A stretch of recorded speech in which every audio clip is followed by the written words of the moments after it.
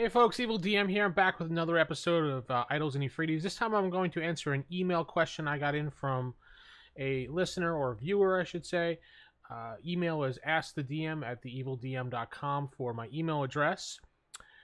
The user Tom writes in and he was thinking about Magic users, and he wanted to make sure his group, who may be leaning more towards a mainstream 5e or maybe 4e or 3.5 or Pathfinder, they want to play 1e. This is the edition that he's chosen for his group. But he doesn't want them to get a little too bored. He doesn't want the Magic user to seem like, my spell's done, what else can I do? After just, spell spent, done. Well, obviously, the Magic user can throw darts. They can use a sling, things like that. I mean, you can pretty much house rule whatever you want into making it more fun for the player, so they're not just, one spell and done type person. So a couple options that I had come up with for this person would be, give the Magic user a couple scrolls to start with in the beginning. That way, when they read them, it burns up, it goes away, it's done. That way he has, say a couple Magic Missile scrolls. And then throughout the adventure, maybe if you fight like, a big bad or a semi-big boss or something, he finds another scroll of Magic Missile. Oh, okay, another scroll. Then great. Just give him a chance to replenish those things. That's just one option you can do. Second option, what you could do is give the Magic user Wand of Magic Missiles. Not exactly the best thing you want to give it someone at first level, but if you have a group that's more geared towards the higher level, or I should say the more mainstream games, they're going to get a little bit bored, so you want to make it a little more interesting for them. Limit the wand.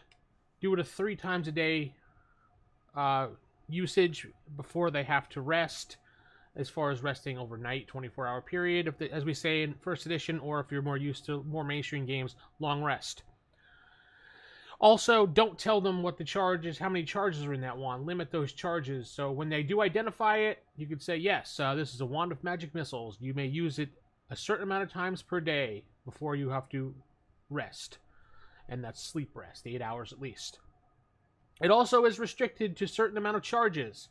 And then generally you don't tell them that. I've never told my players how many charges there are in wands or any item for that matter, because I'm one of those DMs that just does not. I write it down and I know to keep track of it on myself, but if they really push upon it and they have to know, you can go a little further into it by saying, okay, the person brings back, this has about 15 to 25 charges in it. We can't exactly figure out how many it is. I've estimated it for you, so be careful.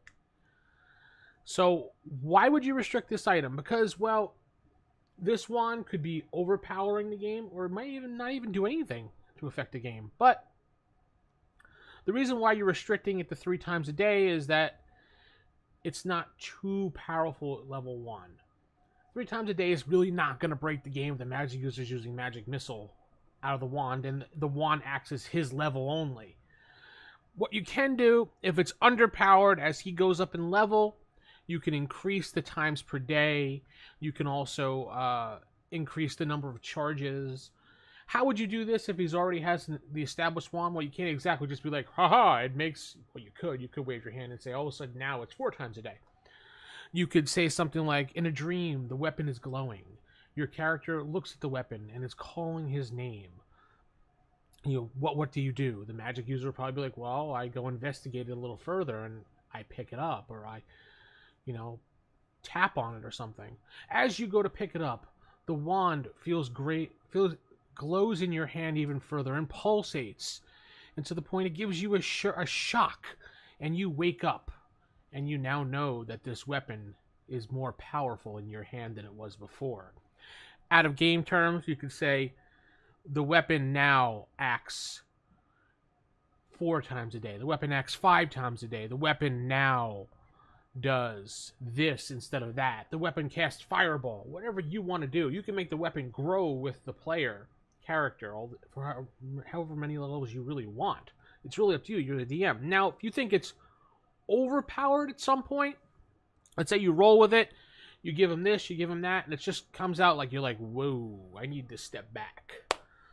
What you can do is, don't forget, you have that charge thing in the background. This is why you don't tell them how many charges, because you keep that to yourself if you need to back it down or push it forward. If it's going really well and it's not game breaking, up those charges. Just keep upping the charges and let them be like, I guess that magic user was wrong. Or once they get to that 15th charge, boom, doesn't work anymore. It fizzles out.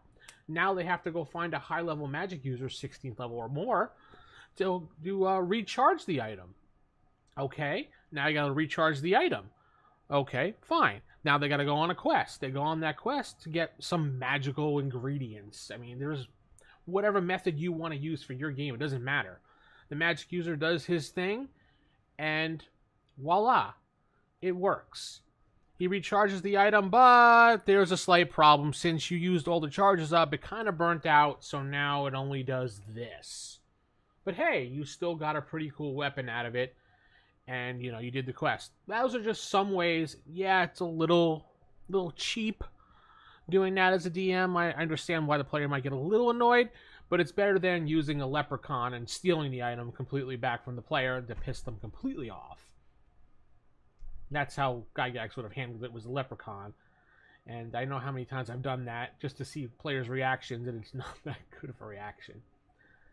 Final option is, if you don't like those two, the third option I thought of is cantrips.